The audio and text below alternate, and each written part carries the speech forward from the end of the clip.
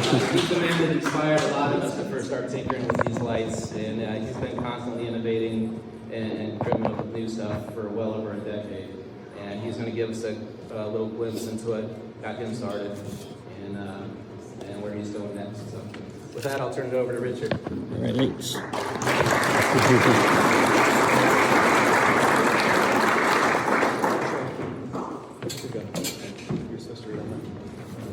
Well, short. I'm not short as Tom Ben George. No, is he here? No. Okay. All right, everyone. My name is Richard Holdman. I'm from Salt Lake City, Utah. So, before we begin, though, we're going to do a fun little song. So, I did this at first with the Florida mini. But before we begin, I want to invite David Peace to come up and just talk about something. I asked him to invite me up here for this because it's very important that everybody in here sing as loud as you can. If I see anyone not singing, I'm going to come over and point you out and embarrass you. The loudest singer is going to win a very special prize. And I'm going to come around and make sure of that. So. All right, thank you. So he's heard this twice now. So this is my third time giving this little speech. It's a little silly, it's a little fun. So I hope you enjoy it. So there we are, we're going to sing a song. Now most of you have never heard this song. You don't know the lyrics, but you'll catch on pretty fast. Like David said, everyone needs a participant. Okay, let's go ahead and start the song and just go along with it.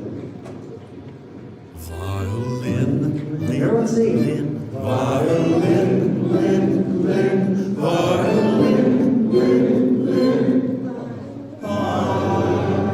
All right, next one. Hippo, Louder.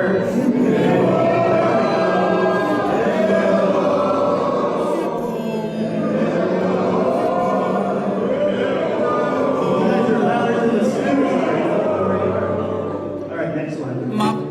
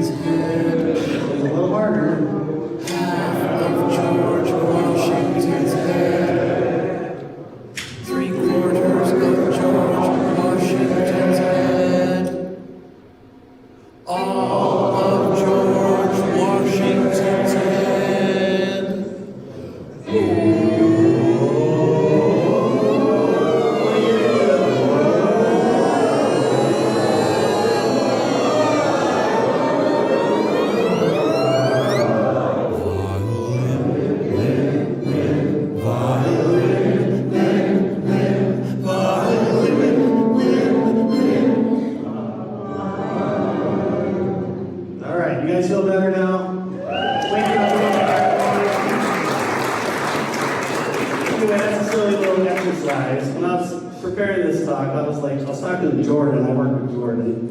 And it's like, you know what, I should try to have everyone sing this song. See how much they get into it. So you guys have been the best ones so far. Alright, so what I wanted to talk, so that was Violin by the Mighty Giants, one of my favorite bands. So I want to give credit for them for that. So today I want to talk about creativity and inspiration. Alright? Okay, so I wanted to talk about how creativity and inspiration could come from anywhere. Even that silly song that we just sang. So I'm sure you've been driving down the road or you hear something on the radio and you get an idea, right? And what I like to do is I like to listen to music or get inspiration from other things and think about how can I use that in a Christmas display. And so let's go through that silly song that we just talked about and see how we could use it. Let's say we wanted to put that song on our Christmas display. So let's think about violin. What could we do? This actually has a personal connection with me because my daughter plays the violin. So maybe get a big piece of coral, have it doing violin, and that's something I can connect my daughter and my family with, to my Christmas display. So let's go to the next word. This one's easy. What's a famous Christmas song with hippo? Yes, right here, perfect. You know, one hippopotamus for Christmas. A lot of people like that. Some of us as adults, we think things get kind of silly, but you know, kids love it. So let's think about the next word, mop. Mop. So we have a big piece of coral, the mop. How would that work? No, don't like that idea? Hey, they all can't be winners. Things like that, right? That's why you go through the creative process. That would work, that won't. Okay, the next one. Speck of dust. How do we do that? Speck of light. Yeah. Because all of us have amazing displays. Everything's going totally crazy. And when we have that speck of dust, what could you have going on in your display? Light. You could maybe even have one pixel blinking. Speck of dust, right? Just hope that pixel doesn't go out, otherwise I'm sure. All right, so let's think of the next one. All of George Washington's head. So we have Gilbert Engineer makes a big George Washington head. And we'll have it like slowly go up. 25%. Well, maybe let's not do that. Maybe we can. How many of you actually taken a song? I knew a guy where he would have his kids sing a song, right? And they would animate it. So maybe we could do a Christmas tree. 25% of the Christmas tree, something just silly, right? So we have half a Christmas tree, 3/4, and then all the Christmas tree. So I started this about 16 years ago when I really got into the Christmas lighting. And I had no idea that I'd be standing here on a stage here in California talking to a bunch of Christmas nuts. And I would actually be one of those nuts. So, I know we're all just a little bit crazy. So I want to talk to you about creativity and inspiration and a little bit of my story. Because a lot of people ask me, how did you get involved in this? And so like many of you, my family was already into Christmas. How many of your parents and your family were into Christmas big time? Right? So we come from, a lot of times from a tradition where our parents did Christmas big and we just keep, upping it. So my family was actually one of those. And my dad, he would get this flocked Christmas tree every year. Does anyone do those white flocked Christmas trees anymore? I don't know if they even sell them. But he would always get this flocked white Christmas tree with make ornaments and would put it on.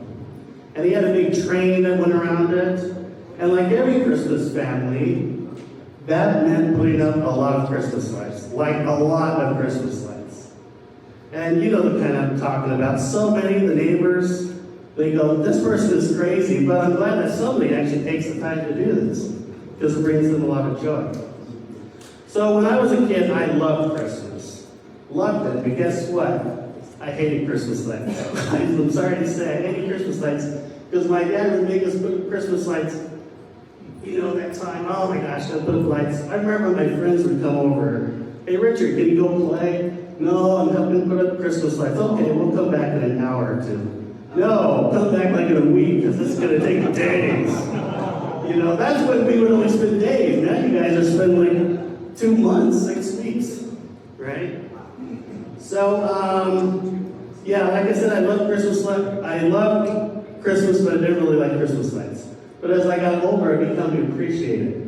So when I became a teenager, I was more interested in putting up lights because I saw how much joy it brought to people. All right, so in high school, I always loved lights and music. So in high school, I actually started a mobile DJ business with my best friend. And we wanted to make some kind of lighting fixture that would set us apart. So this was like in high school. This is back in 1989. I'm really dating myself now. So you guys want to see what I made back in 1989? Yeah. All right, here we go. Here's a project I created. It's an 8x8 matrix. It has 64 channels. So it can do all kinds of cool patterns. And it actually runs off this old portable computer. It's an 8088 has a monochrome orange screen, but you can speed it up, slow it down, change the patterns. It all runs in DOS. My friend Paul Lambert came up with this design. He made this, and it's actually all wire wrapped. So 64 channels, and the whole thing is actually controlled through the parallel port.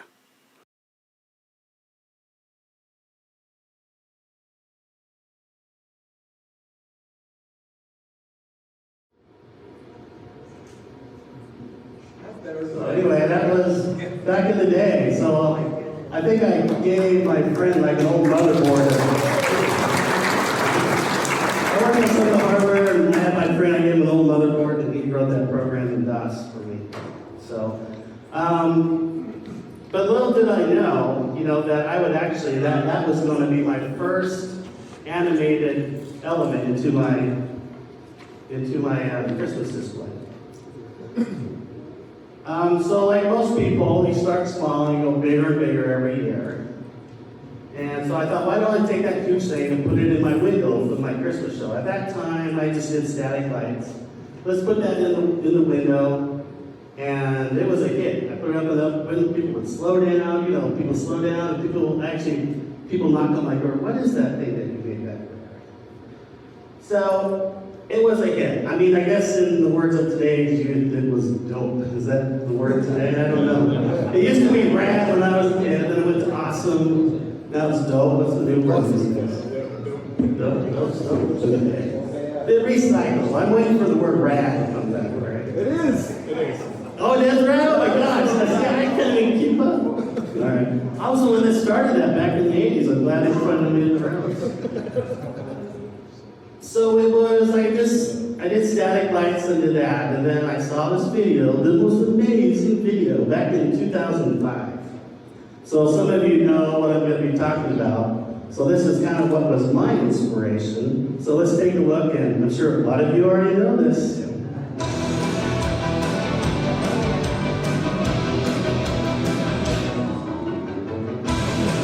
This is high tech.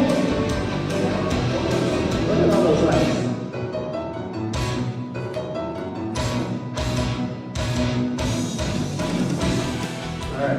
So, how many people, who is that? Carson Williams. Robin Williams? Carson Williams. So that was my inspiration. And so there were already some people doing Christmas lighting shows. Some of you may remember Chuck Smith from Planet Christmas. He made a lot of his own hardware. And then there was a guy, many of you know, Dan Baldwin. So he started sometime, 2004 or earlier, I can't quite remember. But he created some amazing software and hardware, and then Carson Williams got a hold of it, and he recorded that, put it on the internet. It went viral, and then I saw it. And I was like, wow, that's something I definitely want to do. So I did a little bit of research, found out about Lightorama, and then I found a guy that lived close by me in Salt Lake City. His name was Marty Slack. I don't know if you've ever heard that name. But I went there, I knocked on his door, and being the most annoying person I can, I said, show me this. He was like more than happy. Oh yeah, let me show you how this works. And I just went home, it's like, okay, I gotta do this. I'm going all in this time on Christmas lights. So like any good Christmas lighting enthusiast, I went and got how many of you gone to the after Christmas sales? This was back in the old incandescent days, right? And they're like 75% off. I can get a string of 100 lights, for 50 cents, right? So after getting a few controllers and getting my 75% off Christmas decorations, I set up all these trees in a bedroom upstairs at the top of my house, and I started playing with it, flashing. Dude, this is so awesome, back and forth, back and forth. And then all of a sudden I hear this pounding on my door. I run downstairs, and my neighbors, I think your house is on fire. I'm like, what? No, up in the bedroom, it's like your house. Those are Christmas lights. And people go, what? Christmas lights? So I tried to explain it to him, and He wasn't impressed. But he was impressed this following year, what I created. So in 2006, I said, that's it, this is going to be my first year. Let's go ahead and make a show. So that's where I was. How do you start? Well, you start by seeing what other people have done. I'm sure you have, like, what's he doing? That's cool. I really like that. Awesome. That doesn't look so good. How do they do that? So how do you start? You start by you start by borrowing ideas from others. So you borrow them and you improve on them. And you change it in a way or somehow make it your own. So back to creativity and inspiration. It can come from anywhere, including yourself, and many times from other people. It's like a chain. So it's like a chain where, it's one person upon another. I don't know what inspired Dan Baldwin to do his light show back in the day. But I'm glad that he did. It inspired him to create hardware and software to make and animate lights to music. And that inspired others. Carson Williams, Marty Slack, Ron Lister, and the list could go on. So I love the Christmas lighting community. It is creativity and inspiration built upon others that have come before us.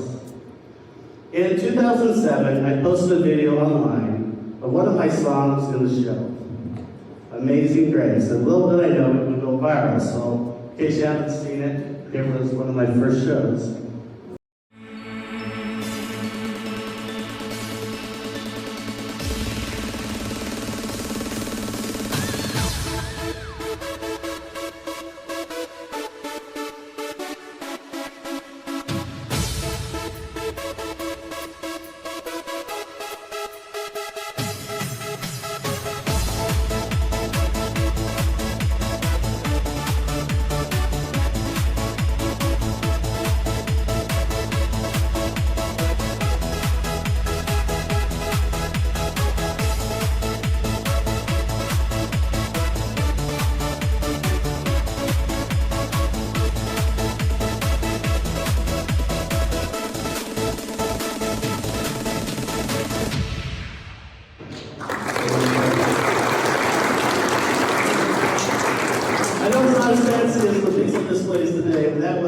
Back 2007, 2008. So that was all incandescent lights. So I had to put red incandescent, green incandescent, and white incandescent. I remember I had these smaller trees. I put so many lights, they were like drooping, and I actually got fishing line to like hold up the branches.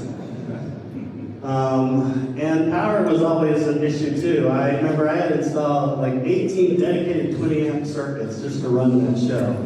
And I could tell outside what song was playing because of how the lights in my house flashed. It's like, oh, it's that Wizards of Winter again. Oh yeah. So I put that. It was actually, that song didn't even almost make the cut. I decided to add it, and it was like a favorite. And I decided, let's put it onto YouTube. And so it just went viral, and now it has like 42 million views. So I did the show at my house for about 2 more years. I lived in a gated community, and it kind of brought in a lot of traffic. And half the neighbors loved it, half of them didn't. And they had a vote, and it became like 55% of the people voted to close the gates during Christmas. And so I was like, oh, well, that's kind of a bummer. So I moved the show to my parents' house a few miles away. And guess what I did on my house? This is what I did. And so, oh, no problem. And so I moved the show to my parents' house because I couldn't do it on mine anymore. But it's not quite the same when you don't have it on your house. And so this is what I did on my house after I moved it to my parents. So I just put up this inflatable Grinch, and it was the only thing. So this was taken from TLC. They came and did a little thing on me, and they had to blur the face for some reason. So after I did it at my parents' house, it wasn't quite the same. I actually brought it back to my house for 1 more year. I worked with the HOA, and then we made like special days people could come in and see the show. So I've since moved from there, and now I pretty much put up just static lights because I'm so involved with doing jobs commercially anymore. And that's one kind of bummer things about doing this commercially is now you never have time to work on your own house. It's like a plumber, they fix everyone else's problems with their own, right? So I was able to go on and be able to do, like I did a lot of drive-through shows, but I also was able to go to Argentina, Peru, South Korea, Moscow, Russia to do shows. Peru, they want me to come back this year. I've gone there for the last 7 years, they had to shut down because of COVID. So I want to talk about another idea that I stole, that I borrowed. So I want to show someone else's display. When can I see you again? When can we do this again? Okay, I want to talk about the things in front. Peace, steaks. All the states. Yeah, I know, I was going to talk about that. Actually, I thought I would call them, peace steaks, and I would give credit to David, but I found out that David's wife was actually the one that came up with this idea. so thank you, Tima. Thank you. So what I did is, that's really cool. So let me go ahead and borrow that idea. And let's go ahead and do it on a big scale. So a few years ago in one of my shows, this was actually something that's based on the same idea.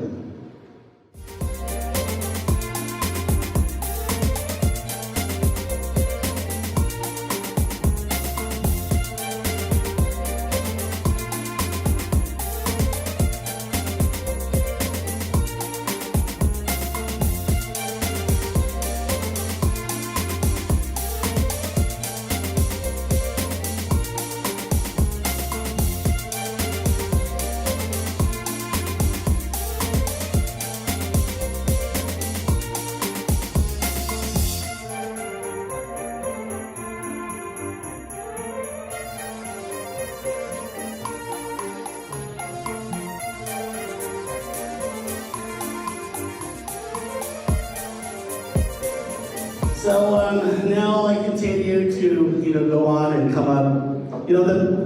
So I started a business a few years ago. We do drive-through shows now, and one of the successful things about running a business is you hire people that are better than you, right?